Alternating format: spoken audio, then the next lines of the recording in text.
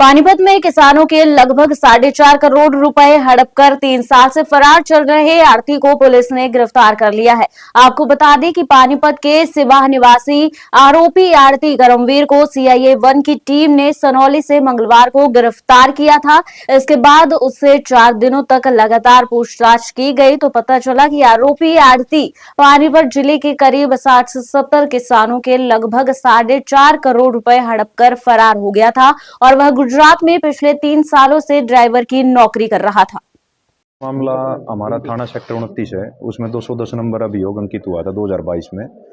उसमें कुछ किसानों ने अपनी कंप्लेंट दी थी कि जो है यहाँ अपना अनाज मंडी में प्रोप्राइटर हलवंत के नाम से कोई दुकान है और वहाँ अपने कमीशन एजेंट का काम करते थे। उन्होंने वहाँ पर अपनी फसल डाली थी और वो जो है फसलों के पैसे ना देकर और उनके फसलों के और ब्याज के पैसे लेके भाग गया। ये 2022 में एफआईआर दर्ज हुई थी, तभी से इन्वेस्टिगेशन जारी थी। तो बेसिकली जो हलवंत है उनका लड़का है करमवीर, वो प्रोप्राइटर था, वो इसका सारा काम, ये दुकान का सारा आड़त का काम, वो कमीशन का वो संभालता था। तो करमवीर के जब उसको पैसे नहीं दिए गए तो करमवीर 2022 में घर छोड़ के नवंबर 21 में घर छोड़ के भाग गया था। तो उस समय इनके परिजनों ने एक मिसिंग की कंप्लेंट भी दर्ज करा दी थी। तो अभी 4 दिन पहले हमने सूचना मिली थी कि भाई गांव सनौली के आसपास जो है करमवीर है वो घूम रहा है। तो हमने उसको वहाँ से राउंड अप किया, पूछताछ के बाद गिरफ्तार किया और हमने उसका 4 दिन का रिमांड लिया था। तो रिमांड के दौरान चीज़ें सामने आई कि कुछ पैसे उसने किसानों के जे फार्म के देने थे, कुछ किसानों से उसने ब्याज ले रखा था और कुछ पैसे उसके ऐसे हैं जो राइस मिलरों से लेने थे, लेकिन वो राइस मिलरों किसी वजह से वो पैसे नहीं दे पाए और उनका कर्जा उतारने के लिए एक आदमी का पैसा देने के लिए दूसरे से ब्याज लेता गया और इस प्रकार से जब उस पर कर्ज का बोझ ज़्यादा हो गया तो उसने यहाँ से भाग जाना उचित समझा। कितने करोड़ का मामला है? ये करीब करीब अभी देखा जाए तो जो हमें अभी 2 प्रकार का रिकॉर्ड है जो हमें मिला है। एक तो है बैलेंस शीट, बैलेंस शीट हमने उनके सीए से प्राप्त की है।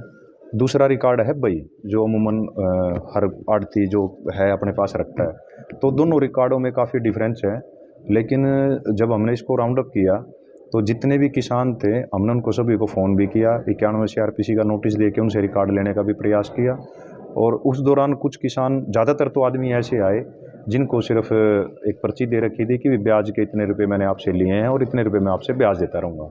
तो अगर माना जाए तो रिकॉर्ड के मुताबिक करीब 3 से 3.5 करोड़ रुपए कुल इसने ब्याज का देना है जो मूल बनता है और मार्केट से इसने करीब करीब 2.25 करोड़ रुपए लेने भी हैं। ये इस दौरान अपने परिवार से संपर्क नहीं, ऐसा बिल्कुल नहीं आया क्योंकि लगातार हमारी अपराध शाखा के अलावा हमारी जितनी भी CIAs हैं रैंडमली इस पे सारी वर्क कर रही थी और SP साहब का इस पे बहुत ज़्यादा विशेष ध्यान था क्योंकि बात किसानों के हक को लेके थी। लेकिन इसमें किसानों का जो पैसा था जे फार्म वाला वो जो हमारे रिकॉर्ड के मुताबिक है वो कम था, ब्याज वाला पैसा ज़्यादा था। इसका भाई भी होता सर इस तरह ये फरार एक बार नहीं, जो नहीं वो मेरे संज्ञान में नहीं है। इसके बाद नहीं, रिकवरी तो ये है कि ये जब यहाँ से भाग गया तो ये जो इसने बताया गुजरात रहा है, ये ट्रकों पे काम किया है और हमने जो इसके अकाउंट वगैरह, इसकी प्रॉपर्टी की डिटेल भी हमने सारी प्राप्त की इस रिमांड के दौरान। इसने कहाँ कोई पैसा इन्वेस्ट कर रखा हो, कोई बैंक खाते खुले हुए हों या इसने कोई प्रॉपर्टी ले रखी हो, हमें कोई भी ऐसी प्रॉपर्टी कहीं से नहीं मिली।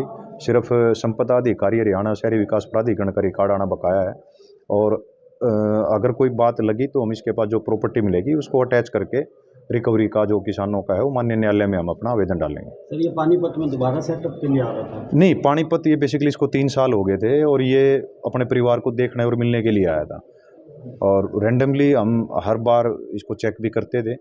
तो अब की बार जैसे इसने पानीपत जैसे आने का प्रयास किया घर वालों से मिलने के लिए, हमें ये सूचना मिली। परिवार वालों ने समझ लिया था कि कोई अनहोनी होगी उसके साथ? हाँ, देखो हमारी इन्वेस्टिगेशन में तो ये आया था, परिवार वालों को नहीं पता क्योंकि मैं खुद भी और एक बार तो श्री मयंक मिश्रा जी IPS हैं, वो खुद गए थे और उन्होंने भी काफ़ी सार्थक प्रयास किए थे इसमें। तो हमारी इन्वेस्टिगेशन में अब तक ऐसी बात नहीं आई थी कि परिवार वाले इसके संपर्क में हो। वेशभूष बदल के रह रहा था कि वैसे नहीं, बस गुजरात था ये, इसने कभी यहाँ संपर्क किया ही नहीं। अगर संपर्क होता तो ये बात नहीं हो सकती कि भाई जिन आदमियों के इसने पैसे देने हैं और वो इसको ढूंढने का प्रयास ना करें। ताज़ा अपडेट्स व बड़ी खबरों के लिए सब्सक्राइब करें आज प्रकाश टीवी और बेल आइकन दबाना न भूलें।